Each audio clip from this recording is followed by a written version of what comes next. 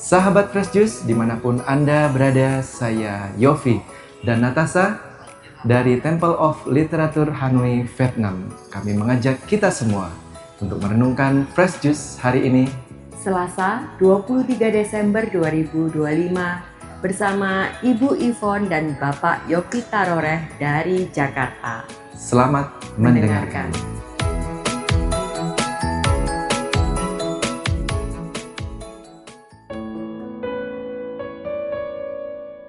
Ya, kita akan membuka persiapan Natal ini di tanggal 23 ini dengan Lukas 1, kelahiran Yohanes Pembaptis. Lukas 1:57-66. Kemudian genaplah bulannya bagi Elisabet untuk bersalin, dan ia pun melahirkan seorang anak laki-laki. Ketika tetangga-tetangganya serta sanak saudaranya mendengar bahwa Tuhan telah menunjukkan rahmat yang begitu besar kepadanya, bersukacitalah mereka bersama-sama dengan dia. Maka datanglah mereka pada hari yang ke-8 untuk menyunatkan anak itu, dan mereka hendak menamai dia Sakaria menurut nama bapaknya. Tetapi ibunya berkata, "Jangan, ia harus dinamai Yohanes." Kata mereka kepadanya, "Tidak ada di antara sanak saudaramu yang bernama demikian." Lalu mereka memberi isyarat kepada bapaknya untuk bertanya nama apa yang hendak diberikan kepada anaknya itu. Ia meminta batu tulis, lalu menuliskan kata-kata ini, "Namanya adalah Yohanes." Dan mereka pun heran semuanya. Dan seketika itu juga terbukalah mulutnya dan terlepaslah lidahnya, lalu ia berkata-kata dan memuji Allah. Maka ketakutanlah semua orang yang tinggal di sekitarnya, dan segala peristiwa itu menjadi buah tutur di seluruh pegunungan Yudea. Dan semua orang yang mendengarnya merenungkannya dan berkata, "Menjadi apakah anak ini nanti? Sebab tangan Tuhan menyertai dia." Demikianlah sabda Tuhan. Terpujilah Kristus. Sahabat-sahabat pencinta firman Tuhan, mungkin kita sudah dari kecil dibaptis, sudah dari kecil ke gereja, mendengar sabda Tuhan, membaca bahkan berkali-kali. Tapi seperti Sakaria, dia seorang imam yang sudah senior. Begitu mendapat penampakan, begitu malaikat Gabriel datang, memberi kabar baik padanya, bahkan tidak percaya. Ada waktu-waktunya mungkin goyah dengan iman. Apa ini Tuhan? Dari Tuhan apa dari hantu ini? Jadi dia ragu.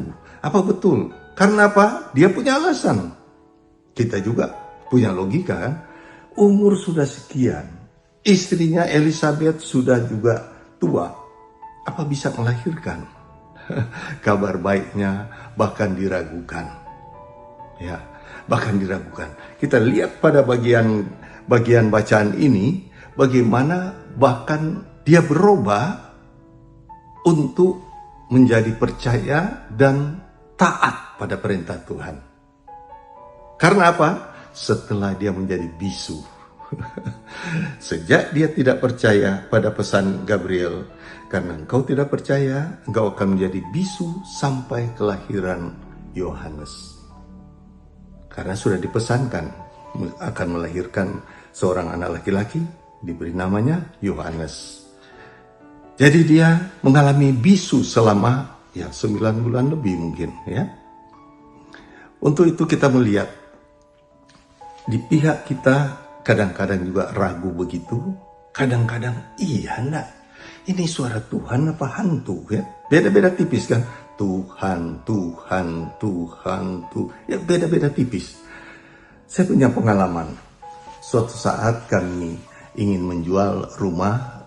Ada rumah kami di daerah Jakarta Pusat, cukup besar sehingga masuk iklan dan akhirnya ada peminat. Peminat diatur oleh penjaga rumah sendiri. Karena penjaga rumah senang kalau dia sendiri yang menjualkannya ya. Penjaga rumah yang sudah beberapa tahun di situ.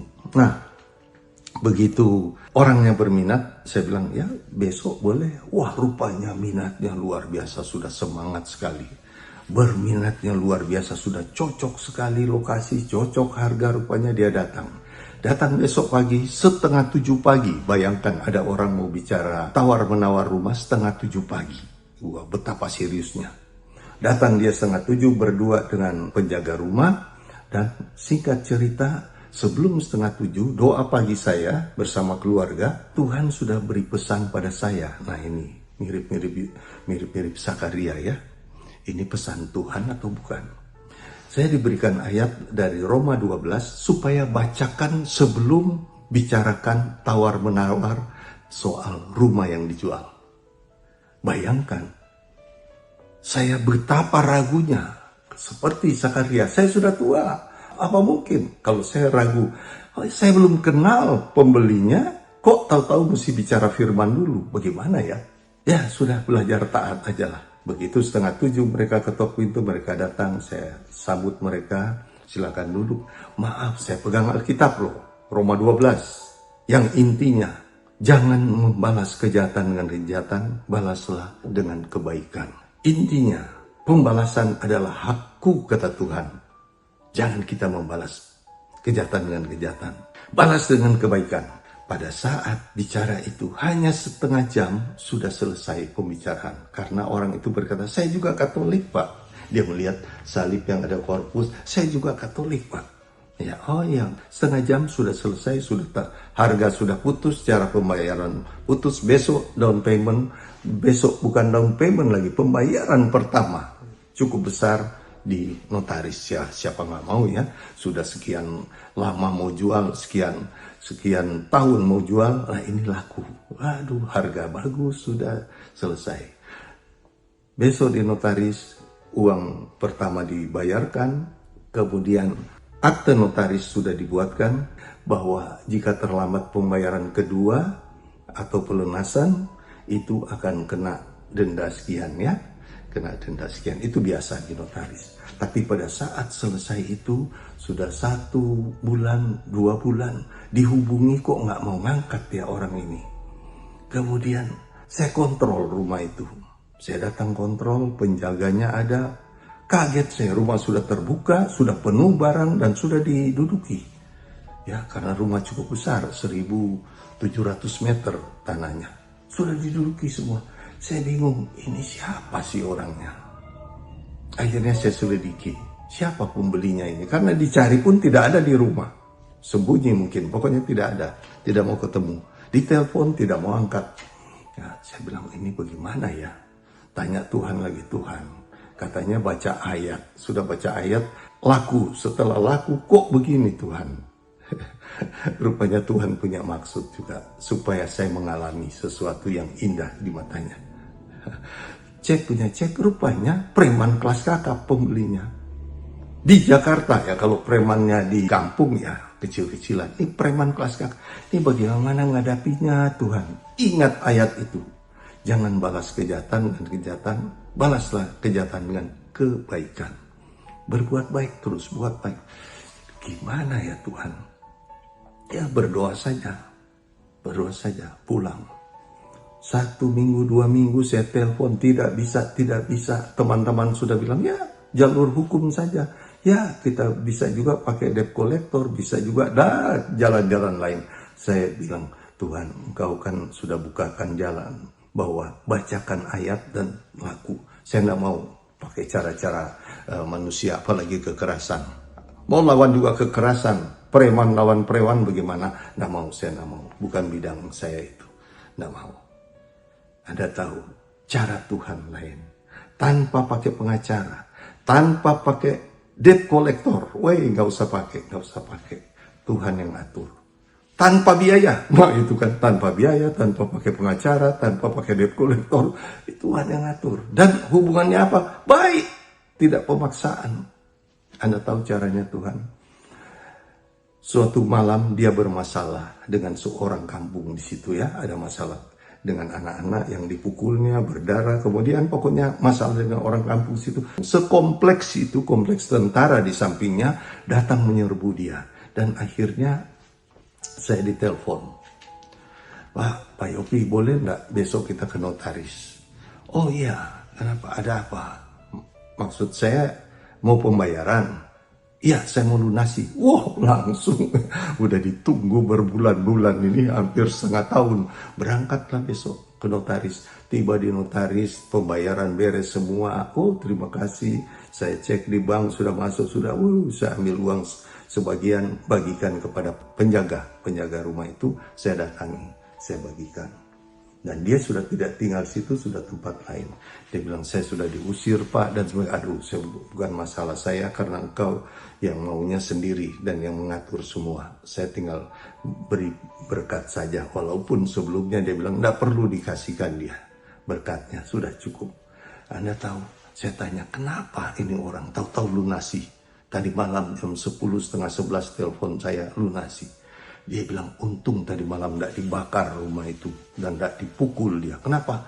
Dia pukul anak kecil karena mengambil mangga, itu di pagarnya, dia pukul dengan senter dan ternyata luka. Satu kampung ini, satu kompleks datang menyerang dia. Hampir saja terjadi sesuatu. Oh begitu, Anda lihat. Dengan belajar taat pada Tuhan, jangan membalas kejahatan dengan kejahatan, taat pada Tuhan. Tuhan yang turun tangan. Kita belajar dari Zakaria. Pada saat dia taat pada Tuhan, dia sudah bisus lebih dari 9 bulan itu. Dia bisu kemudian taat pada Tuhan. Tidak terpengaruh dengan orang sekitarnya. Ya kadang-kadang yang pengaruhi kita orang sekitar kan. Tidak terpengaruh. Oh ini budaya kita harus beri nama Zakaria. Budaya kita harus begini dan begini.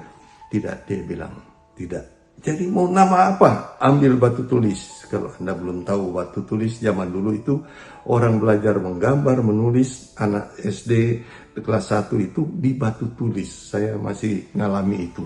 Tahun 1956 masih mengalami itu. Batu tulis. Nah, dengan batu tulis, akhirnya ditulislah. Beri dia nama Yohanes. Dan Anda tahu, dengan ketaatan itu, dia akhirnya bisa berbicara lagi, normal lagi, penuh sukacita, seluruh bersukacita karena diberi nama Yohanes. Dan ternyata Yohanes itu pembuka jalan buat Yesus, Sang Mesias, Sang Juru Selamat. Terjadi berkat besar untuk seisi dunia, yaitu lahirnya Sang Juru Selamat kita, Yesus Kristus, di hari Natal. 2 hari lagi ya kita ngalami Natal itu. Dan saat ini kita bersukacita karena mau taat pada firman Tuhan, taat pada perintah Tuhan, ternyata membawa berkat. Saya tidak perlu repot dan tidak perlu pusing lagi dengan tagihan yang tidak dibayar-bayar. Berurusan dengan preman, tidak perlu itu lagi.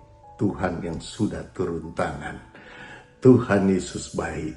Selamat menyambut hari Natal besok lusa ini. Selamat menikmati sukacita Natal, damai sejahtera di bumi bagi orang yang berkenan padanya. Amin. Dalam nama Bapa dan Putra dan Roh Kudus. Amin. Sahabat Fresh Juice, kita baru saja mendengarkan Fresh Juice. Selasa, 23 Desember 2025. Terima kasih kepada Ibu Ivon dan Bapak Yopi Taroreh untuk renungannya hari ini. Sampai berjumpa kembali dalam Fresh Juice edisi selanjutnya. Salam Fresh Juice.